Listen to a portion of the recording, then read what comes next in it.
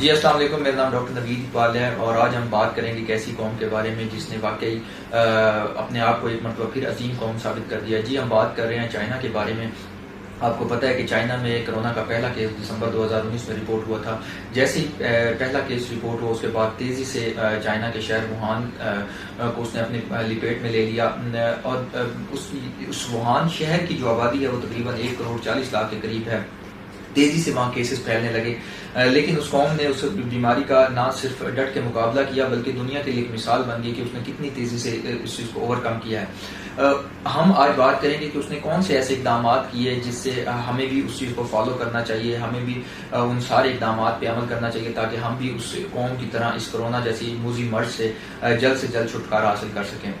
آج ہم انہی پوائنٹس پہ بات کریں گے کہ کون سے ایسے اقدامات کیے، کون سا ایسا عملی مظاہرہ ہے جو انہوں نے کیا جس سے انہوں نے کرونا کا مقابلہ کیا. پہلے تو میں آپ کو یہ بتاتا چلوں کہ تقریباً چائنا میں 82,000 کے قریب کیس جو پازیٹیو رپورٹ ہوئے کرونا کے، اور اس وقت آج کی ڈیٹ میں جو ہے وہ تقریباً 1100 ایکٹیو کیسز ہیں. آپ خود اندازہ لگا لیں کہ کتنی جلدی چائنا نے اس بیماری کو اوور کم کیا. تو آج ہم بات کریں گے وہ ان پوائنٹس کے بارے میں کہ انہوں نے کس طرح اس چیز کا مقابلہ کیا. سب سے پہلے جس چیز کا ذکر کرنا چاہوں گا، انہوں نے بہت جلد اپنے پورے کے پورے شہر ووہان شہر کو کمپلیٹ لاک ڈاؤن کر دیا. 23 جنوری کو انہوں نے لاک ڈاؤن کا آرڈر کیا اور 3 دن کے اندر انہوں نے پورا کا پورا شہر لاک ڈاؤن کر دیا گیا. اور یہ میں اس چیز کا ذکر کرتا جاؤں کہ یہ جو لاک ڈاؤن ہے انہوں نے اس وقت کیا جب چائنا کا نیو ایئر 25 جنوری کو چائنیز نیو ایئر سٹارٹ ہونے والا تھا، شروع ہونے والا تھا. اور اس وقت کروڑوں کی تعداد میں ٹرپس جو انہوں نے منسوخ کیے. اس وقت یہ ڈیسیژن لینا میں سمجھتا ہوں اس گورنمنٹ کے لیے بہت مشکل تھا، لیکن انہوں نے وہ ڈیسیژن لیا. انہوں نے تمام ٹرانسپورٹیشن سروسز معطل کر دی، انہوں نے بارڈر سیل کر دیے گئے، کوئی لوگوں کو اپنے گھروں تک محدود کر دیا گیا. مطلب اس طرح انہوں نے لاک ڈاؤن کیا کہ جو لوگ جہاں ہیں وہ وہیں کے وہیں محدود ہو کر رہ گئے. اس لاک ڈاؤن کا کیا ہوا کہ جو پھیلاؤ تھا تیزی سے وہ کافی حد تک وہ رک گیا. آپ کو پتہ ہے کہ کرونا بڑی آسانی سے ایک انسان سے دوسرے انسان میں منتقل ہو جاتی ہے، اس لیے جتنا لوگ کم ایک دوسرے سے ایکسپوز ہو گئے اتنا ہی تیزی سے ہم اس بیماری کو روک سکتے ہیں. تو ایگریسولی انہوں نے لاک ڈاؤن کیا، جو میں سمجھتا ہوں کہ ہماری قوم کو بھی لاک ڈاؤن کرنا چاہیے اور اس چیز کا مظاہرہ بھی کرنا چاہیے. گورنمنٹ جس طرح لاک ڈاؤن کر رہی ہے ہمیں بھی اس طرح اس چیز کا خیال رکھنا چاہیے. دوسرے نمبر پہ انہوں نے جو کیا وہ تیزی سے نئے ہاسپٹل بلڈ کیے. کرونا کی وجہ سے ووہان شہر کے جتنے بھی ہاسپٹلس تھے وہ سارے کے سارے فیل ہو گئے، تو انہیں اس وقت اشد نیو ہاسپٹل کی ضرورت تھی. انہوں نے وہاں پہ تقریباً 1,000 بیڈڈ ہاسپٹل جو تقریباً 10 دن کے اندر انہوں نے وہ بلڈ کر دیا، اور اس کے ساتھ ساتھ 30 کے قریب انہوں نے ICU نیو یونٹس بنائے. لیکن ایک اور چیز میں آپ لوگوں کو بتا دوں کہ یہ چائنا کے لیے پہلی مرتبہ نہیں تھا ایسی وبا کا مقابلہ کرنا. 2003-04 میں وہاں پہ سارس نمونیا کا وبا پھوٹی، تب بھی چائنا نے اسی طرح کا مظاہرہ کیا. اتنی تیزی سے 7 دن کے اندر بیجنگ میں بہت بڑا ہاسپٹل بنایا. 2009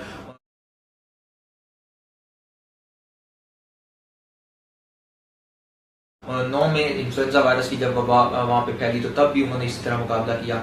تو انہوں نے اس چیز پہ سپیڈ کو جو ہے وہ بڑا تیزی کو اہمیت دی کہ ہم نے بہت جو بھی کام کرنا ہے وہ تیزی سے کرنا ہے، ہم نے جو بھی ڈیسیژن لینے ہیں وہ تیزی سے کرنا ہے، جو بھی ڈیسیژن لیں گے اور ان پہ امپلیمنٹ کرنا ہے وہ بہت تیزی سے کرنا ہے. تو انہوں نے اتنی تیزی سے تمام جو سہولیات ہیں، فلٹر کلینکس بنائے، نیو ہاسپٹلس بنائے، ٹیمپریچر کے لیے مختلف پبلک جو سوسائٹیز تھیں ان کے باہر وہ فلٹر کلینک بنائے گئے. تو یہ ایک بہت بڑا فیکٹر تھا جس کی وجہ سے انہوں نے اس چیز کو کور کیا.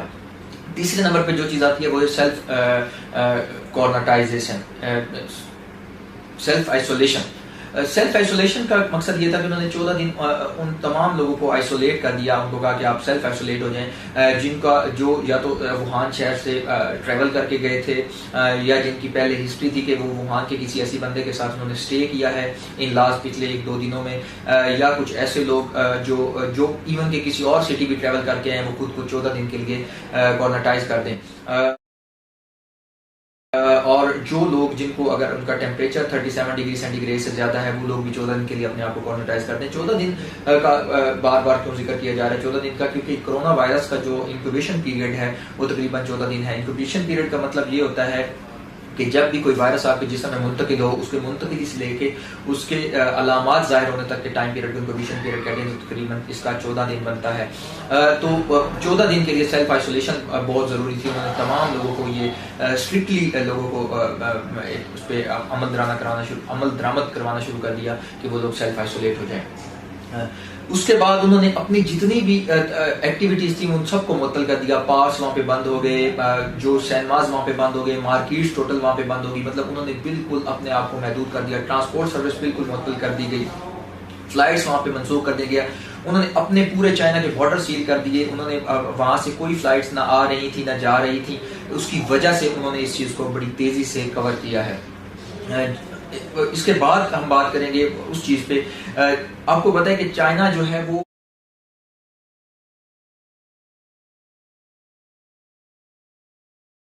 ایک تجارتی مرکز ہے پوری دنیا کا۔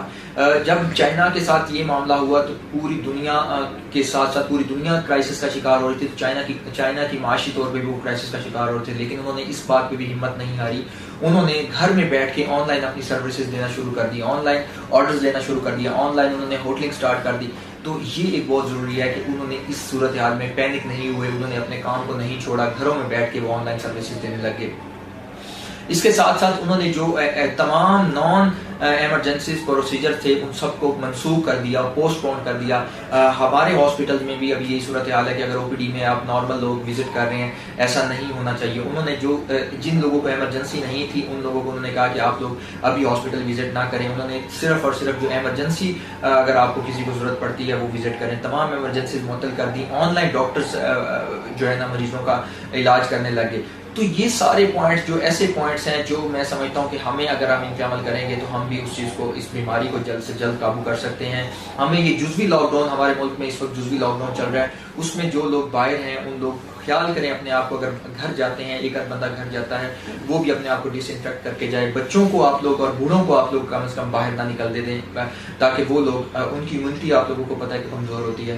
تو خدارا جو حکومت ہمیں جن چیزوں پہ عمل کرنے کے لیے کہہ رہی ہے وہ واقعی اس چیز پہ ہم اگر عمل کریں گے تو ہم اس بیماری پہ قابو پا سکتے ہیں۔ اس کے علاوہ ہمارے پاس اور کوئی چوائس نہیں ہے۔